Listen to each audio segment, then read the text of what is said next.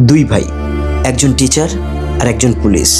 তারা পারিবারিক অশান্তি করে বাবা মাকে ভাগ করে নিল। তারপর একদিন, খোকা, শুনলাম তোর বাবা নাকি খুব অসুস্থ, তোর ভাই তো ডাক্তারে নিয়ে যাচ্ছে না, তুই একটু নিয়ে যা না। কেন? আমরা ডাক্তার দেখাতে যাবো কেন? যার কাছে আছে সে দেখাবে।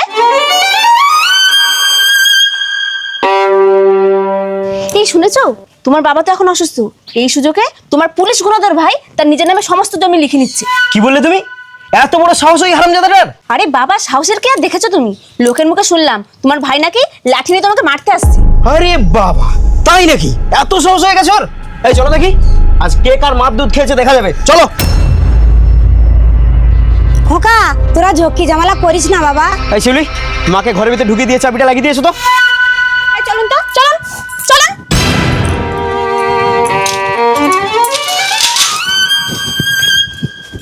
চলো।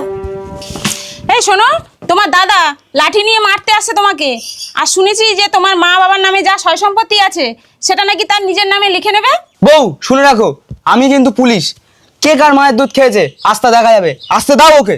ওই জন্যই তো তোমার উপরে রাগ হয়, সবসময় মায়ের সুনাম। আরে এর মধ্যে আমি আবার মায়ের সুনাম কখন করলাম? ওই যে তুমি বললে সবসময় মায়ের দুধ খাও। না মানে তোমারও।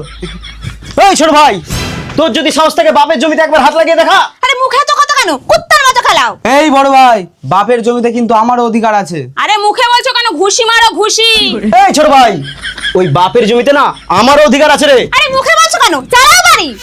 ছোট ভাই, আমার ধৈর্যের বাঁধ কিন্তু একটু একটু করে ভেঙে যাচ্ছে বলে দিচ্ছি।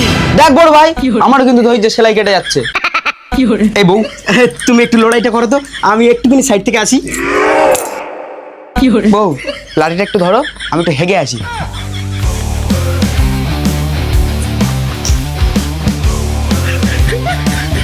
এই ছোট বউ দাঁড়া। আচ্ছা, আমরা কেন মারপিট করতে হবে বলতো? আমরা তো হলাম পরের বাড়ির মেয়ে। আমরা তো শুধু কাটা খাই নুন আর ছেটা দেবো। তাই তো, তুমি ঠিকই বলেছো বর্দি। ওরা মারপিট করে মরুক, আমরা দাঁড়িয়ে দাঁড়িয়ে শুধু মজা নেব।